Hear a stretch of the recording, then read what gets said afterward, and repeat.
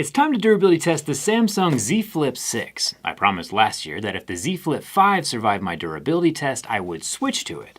I was fascinated with the futuristic form factor, so I moved my whole life over to this flippy phone and learned within 2 days that the folding smartphone life is not the life for me. I use my phone a lot, and the opening and folding motion drove me absolutely insane. Instead of just reaching for my phone and being able to use it instantly, I would have to pull it out of my pocket, figure out which direction was up, open it before I could use it, and then repeat the whole process to close it again. It sounds petty, but multiply that by 50 times a day. It was like that water droplet torture, just wearing me down little by little, eroding my sanity, and shaving little bits of my happiness off like a carrot headed to a salad. I absolutely could not handle it, so after about 30 days, I switched to the more rectangular Galaxy S24 Ultra. Flip phones are super cool and probably work great for someone who's not working from their phone, but yeah, flip phones are not for me. Something that is for me though is Liquid IV, the #1 powdered hydration brand in the USA and the sponsor of this video. You hear of batteries having something called an electrolyte, which is the space between the positive and negative terminals which allow the electrons to flow. And human bodies are the same way. We need electrolytes to regulate those chemical reactions that happen within our cells to give us energy. So if you're feeling under the weather or being tired a lot, being low on electrolytes could be one of the reasons. These scientifically formulated, flavored Liquid IV packets contain sodium, potassium, and essential B vitamins, 3 times the electrolytes of other sports drinks. So as I gear up for strenuous activities like running, going to the gym, or durability testing a Z Flip 6, I rip open a Liquid IV packet to make sure I have the hydration I need on a cellular level. These powders have no artificial colors or sweeteners and have several sugar-free options. Drinking water is great, but you need to find a way to get electrolytes, and Liquid IV Hydration Multipliers makes that easy. Get a 20% discount using my code with the link in the description, and thanks to Liquid IV for sponsoring this video.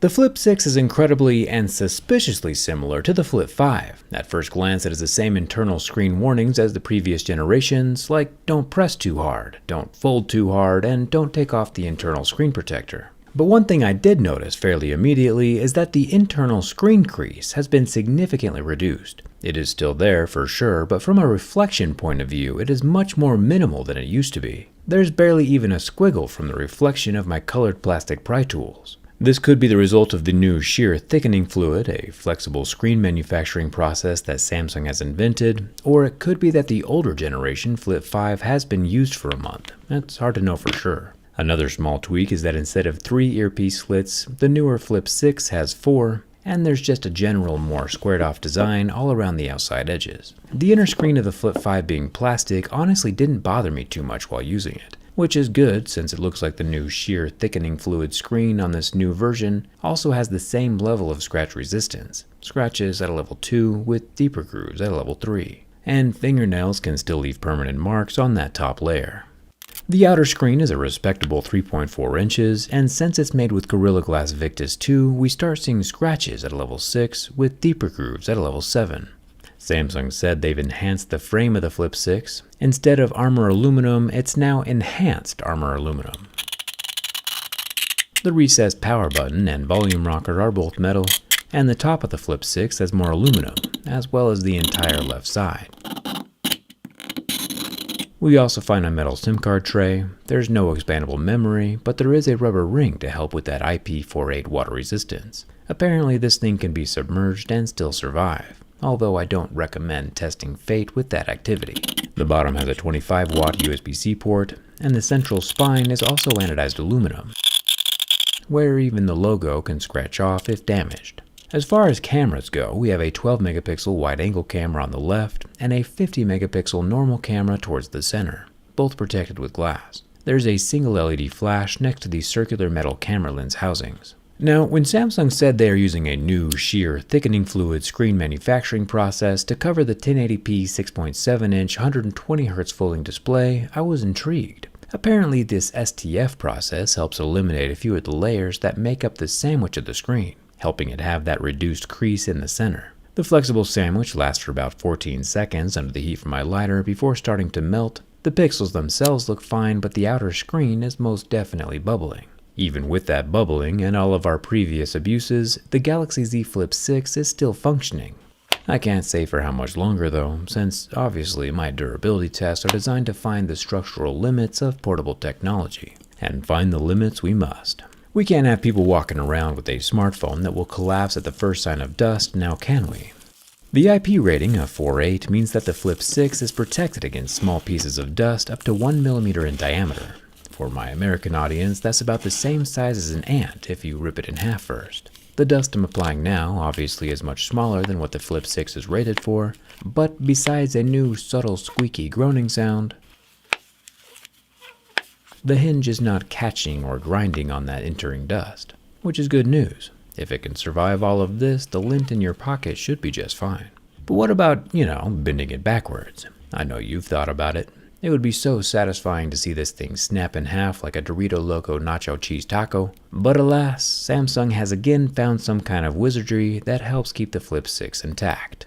It flexes backwards quite a bit, but locks out, with no damage to the soft center screen, nor any damage to the hinge itself. The phone still clamps shut like the day it came out of the box, which was a few minutes ago. The Flip 6 survives my durability test. However, Samsung said that one of their improvements this year is an internal vapor chamber, and we would be doing them a massive disservice if we didn't go in and appreciate that chamber with our eyeballs.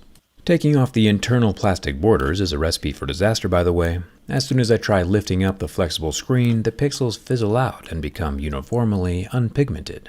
This is fine though, because now we can count the screen layers like some kind of robot autopsy. The first plastic layer is the one Samsung doesn't want removed, although they do provide one free screen protector professional replacement in the first year, with each subsequent replacement costing $20, which is fair. The next plastic layer to come up is a very much more permanent layer. This one might be the cured shear thickening fluid layer, since right below it is the UTG, or ultra-thin glass. UTG is a super innovative material that Samsung has been using on the Google Pixel Fold as well as the Motorola Razr phones. Samsung is the top dog when it comes to flexible screens, which is why everyone else is using it. You can see the flexible glass reach its breaking point and shatter as I pull it away from the pixel layer. The glass shards are still clinging to a gluey laminate, and it's most definitely glass. If we're still friends after this, Samsung, I'd love to come see how these displays are manufactured. While the glass might not be on top of the flexible screen, it most definitely provides a solid underlayment for the upper plastics to sit on top of, and does a good job of protecting the pixels, since as you can see, once the AMOLED pixels are punctured, they go inky black and do not recover. Really cool stuff.